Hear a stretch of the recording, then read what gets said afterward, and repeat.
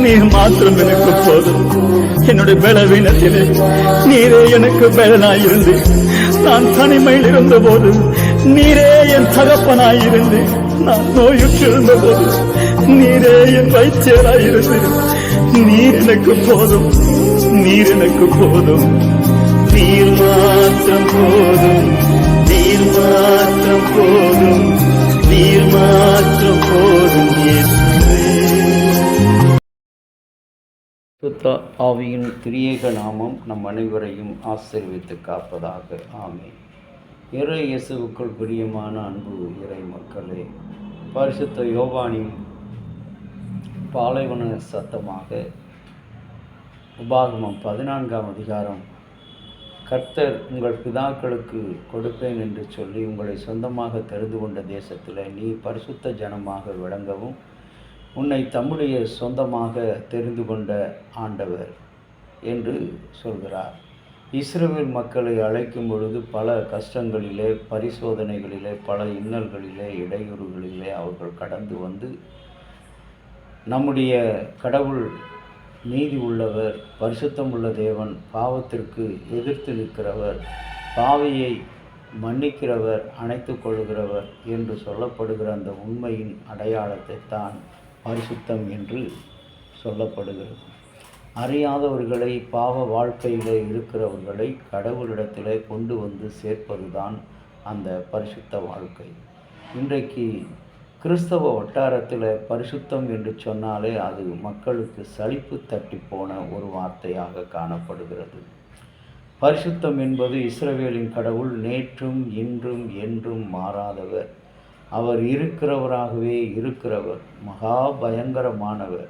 இன்றைக்கு அப்படிப்பட்ட தேவன் உங்களையும் என்னையும் பரிசுத்தமாக வாழ வேண்டும், நீ என்னுடைய தமக்கு சொந்தமான ஜனம் என்று உரிமை கொடுக்கிறார்.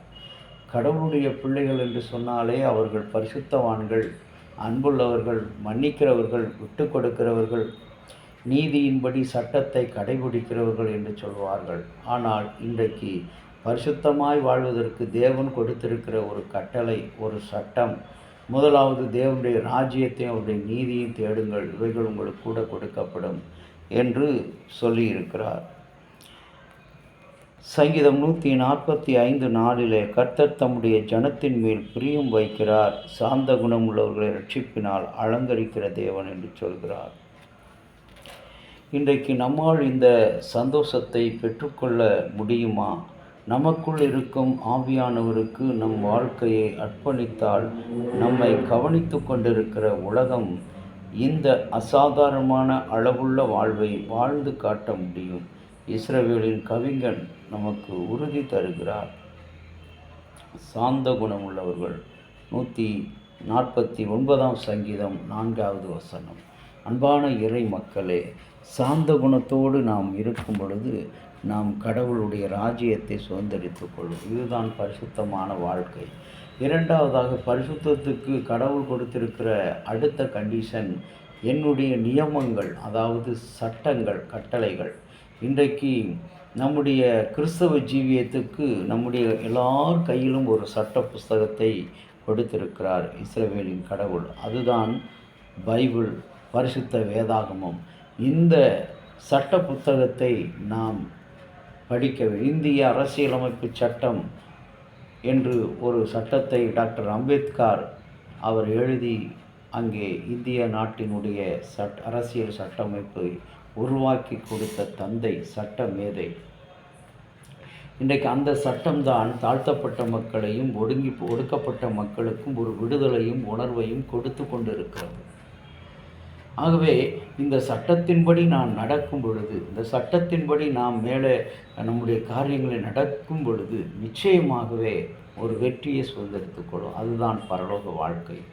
பாவம் செய்யாதே, கொலை செய்யாதிருப்பாயாக, தீமை செய்யாதிருப்பாய், பொய் சாட்சி சொல்லாதிருப்பாயாக, அயலான் மனைவியை இச்சையாதிருப்பாயாக என்று சொன்ன அந்த பிரதான சட்டங்களை நீங்களும் நானும் இந்த நாட்களில் கடைபிடித்து நடக்கிறது. இன்றைக்கு திருச்சபைகளில் நமக்கு திருச்சபை சட்டம் கொடுத்திருக்கிறது. ஒவ்வொரு திருப்பணிக்கும், ஆசாரிய ஊழியத்துக்கும் வேதியர் ஊழியத்துக்கும் இன்றைக்கு சட்டங்கள் உள்ளன. அந்த சட்டத்தின்படி நாம் நடக்கும் பொழுது கடவுள் நமக்கு சகலத்தையும் நன்மைக்கு ஏதுவாக நடப்பார். இல்லை, நமது ஜாதிக்காரன், நமது இனத்தான், ஆகவே இவனுக்கு சட்டத்தை நாம் பின்பற்றினால் நன்மை செய்ய முடியாது, அவனுக்கு உதவி செய்ய முடியாது என்று கருதி குறுக்கு வழியிலே நாம் தேடும் பொழுது நிச்சயமாகவே நாம் பரிதவிக்கப்பட்ட மக்களாக மாறுகிறோம். அன்பான இறை மக்களே, இன்றைக்கு கடவுள் உங்களையும் என்னையும் தம்முடைய சொந்த ஜனம் என்று தெரிந்திருக்கிறார். இன்றைக்கு டான் ப்ரவுன் என்கின்ற ஒரு சிறந்த புனைவு எழுத்தாளர், அவருடைய பிறந்த நாள் 2003 அவர் மிகச்சிறந்த ஒரு புகழ்பெற்ற தி டாவின்சி கோட் என்ற புதினத்தை எழுதின ஒரு மனிதர். அன்புக்குரிய இறை மக்களே, கடவுள் நம்முடைய கரங்களில் கொடுத்திருக்கிற நியமங்களை பின்பற்றுவோம். ஆண்டவரை நோக்கி ஜெபம் செய்வோம். இரக்கமுள்ள தகப்பனே, ஏழை பாவிகளாக எங்களுக்கு இறங்கும். இந்த நாளில் உம்முடைய திருச்சித்தத்துக்கு ஒப்பு கொடுக்கிறவர்களாக உம்முடைய நியமங்கள் ஆகிய அந்த சட்டங்களை நாங்கள் கடைபிடித்து நடக்க, அந்த சட்டத்துக்கு உட்பட்டு நடக்க, உம்முடைய ஊழியத்திலும் திருச்சபை பணிகளிலும் உம்முடைய ஜீவியத்திலும் நாங்கள் பரிசுத்தமாய் வாழ எங்களை தெரிந்து கொண்டிருக்கிறீர். சொந்த ஜனமாக தெரிந்து கொண்டிருக்கிறோம். இந்த அன்புக்கு நாங்கள் ஏமாத்துறோம். தொடர்ந்து உம்முடைய கிருபைகளை நிலைப்படுத்தும். இறைமகன் இயேசுவின் வழியாக வேண்டுகிறோம் நல்ல பிதாவே, ஆமேன். தந்தையாகிய கடவுளின் அன்பும் மைந்தராகிய இயேசுனுடைய அருளும் பரிசுத்த ஆவியினுடைய நல்ல உறவு பாதுகாப்பு உங்கள் அனைவரோடு கூட இருப்பதாக. ஆமேன்.